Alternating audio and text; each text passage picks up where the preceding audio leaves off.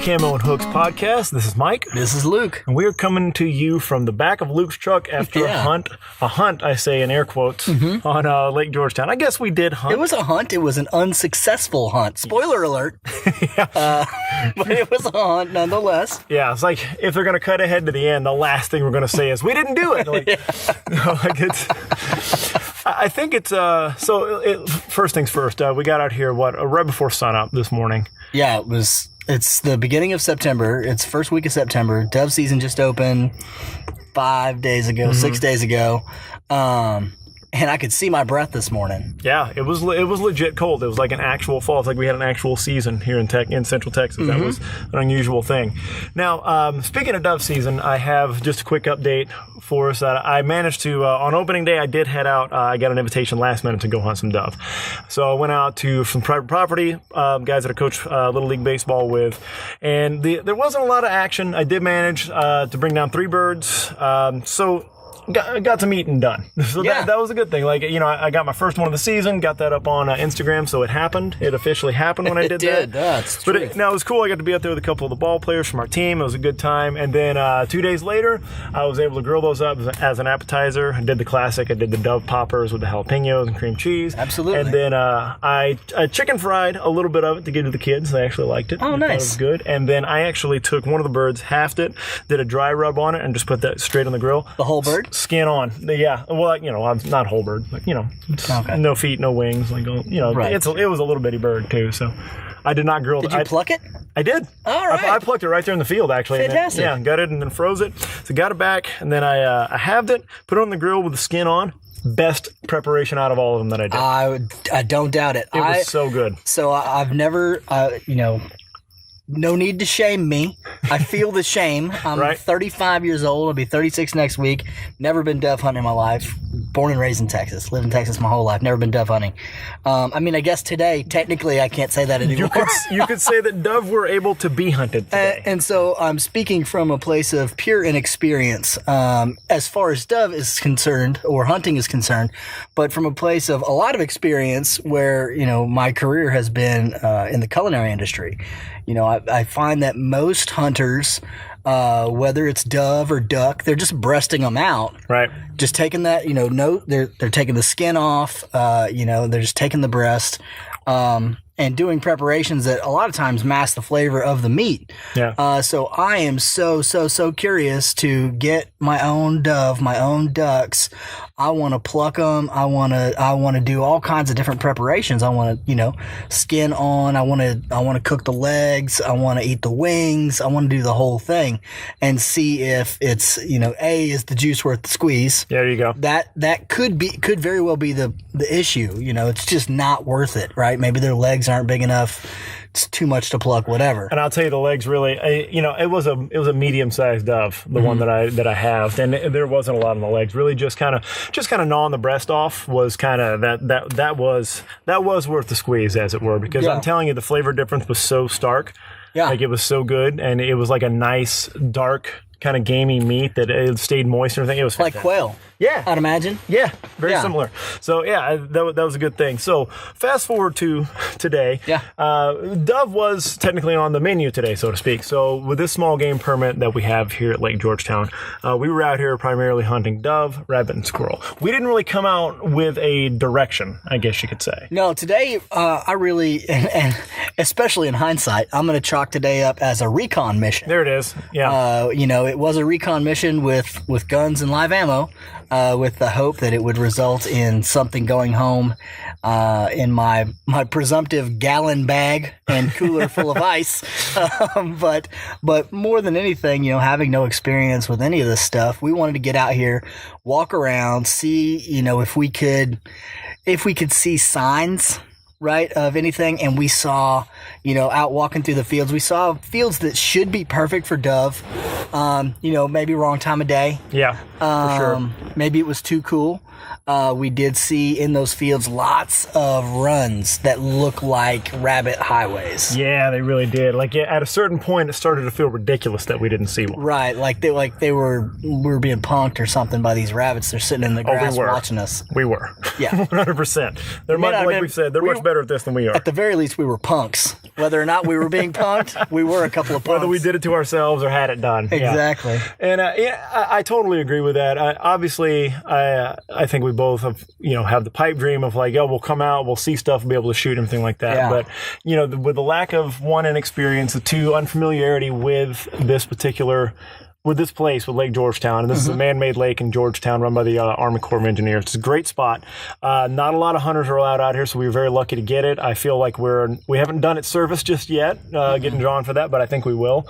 But yeah, you have to look at it as this is us learning the area. This is us figuring out what to do wrong first, and we've talked a lot about that. Like, figure out what we're going to do wrong. I think I had a lot of assumptions that because they give out permits for people to hunt here, we're just going to walk out here and they were going to be everywhere. Yeah, they can come out and lay down in front of us.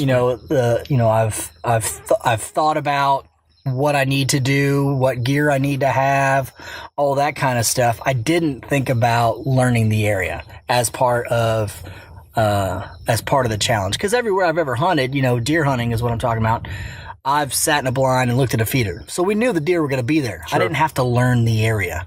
Yeah. So this is a new part of it for me that I'm excited about because it ups the challenge.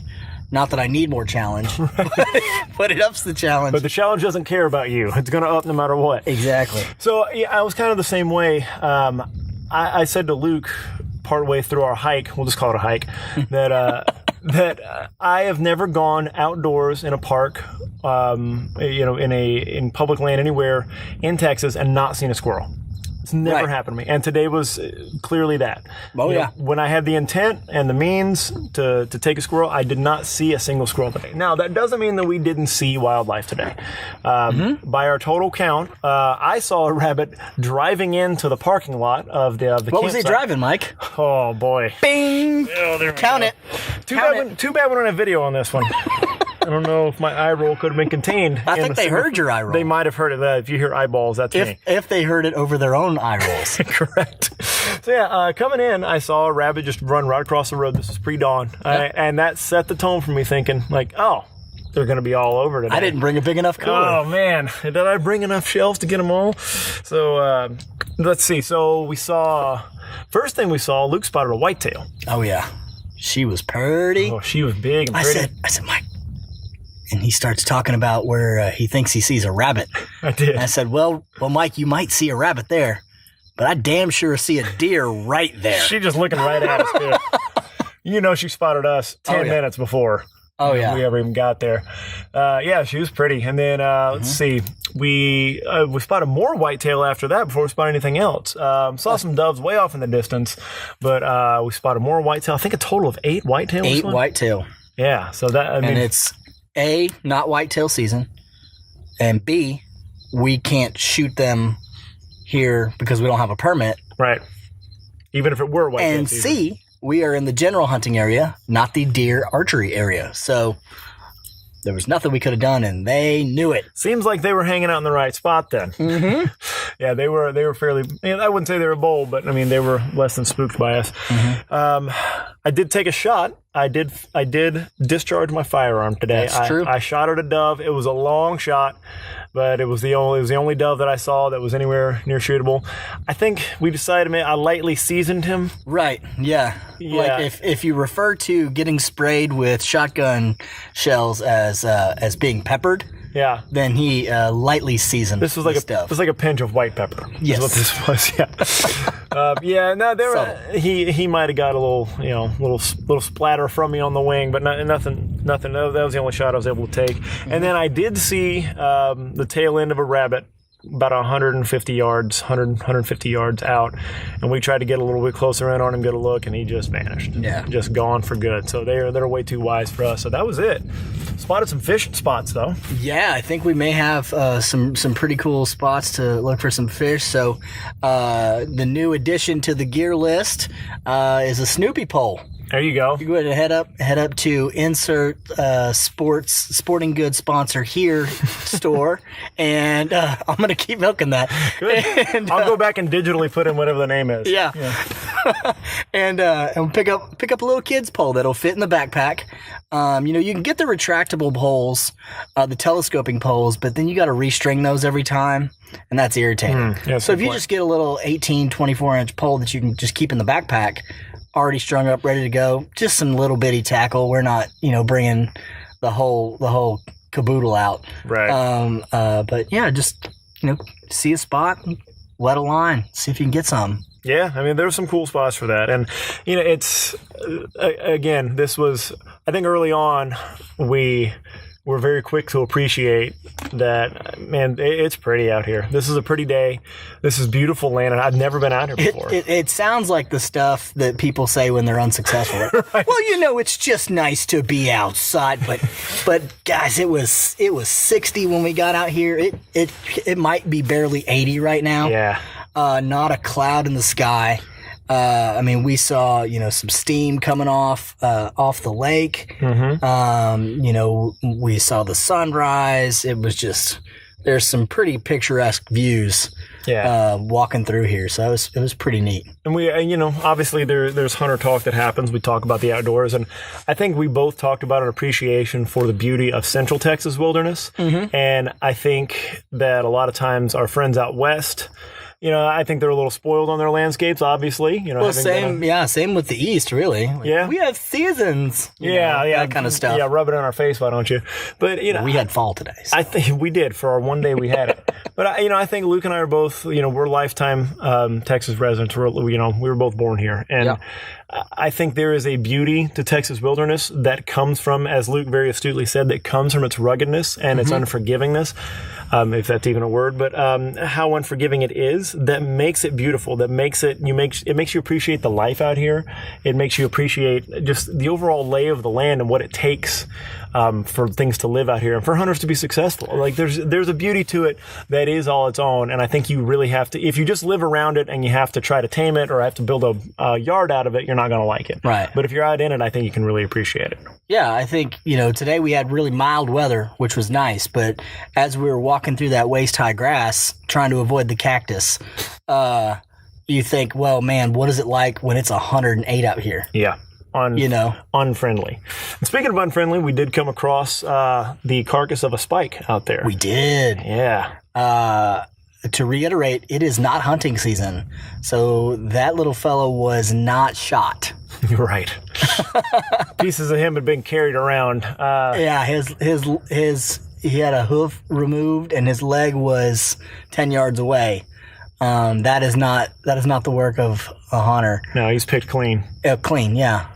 Yeah, it wasn't even a carcass. That was a skeleton. That was a skeleton. That's right. And he's a young spike, so odds are he didn't get sickened. Yeah, which I think reiterates, a lot of people don't like hunting, but the deal is, if we don't do it, something else will. Right, and like it or not, if you want to get metaphysical about it, the energy in that animal has now been redistributed to another animal, to other parts of the earth. Yeah. And it was going to no matter what. And the fact that instead of being redistributed to us, right, it was redistributed to another predator. Coyote or a bobcat, most likely. We don't have the big old predators in this, right, a lot of them, but we have ones that can do the job. It sure weren't a bar. No, for sure. No.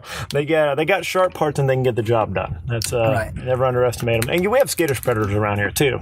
They're smaller, the coyotes and the bobcats, but they can get the job done. Yeah. Especially on an inexperienced spike like that. I'm sure that was lesson learned, right? Yeah. Absolutely. All right. What did we learn today? I learned to Scotch guard my pants so they don't get wet. What else?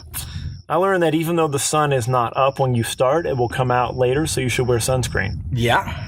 That's a good one. Well, it's just I forgot about that basic thing that the sun rises. Yeah. What's really surprising, especially for the two of us, for the five of you listening who know the two of us, we didn't bring snacks. Ooh, that was a major misstep. Yeah. I turn into a big giant baby. I get grumpy. And grumpy pants. So, snacks, Scotch guard, sunscreen. All right, well, that is it for us from Lake Georgetown. So find us on Instagram at Camo and Hooks. Jump on the YouTube page, search for Camo and Hooks. We post all the podcasts there as well. So if you want to drop a comment, if you have questions, or if you have advice for us, mostly if you have advice, please give us advice. If you've hunted Lake Georgetown and you know where we're supposed to be, tell us. Also, the Facebook group, you can search for us on Facebook, Camo and Hooks, as well.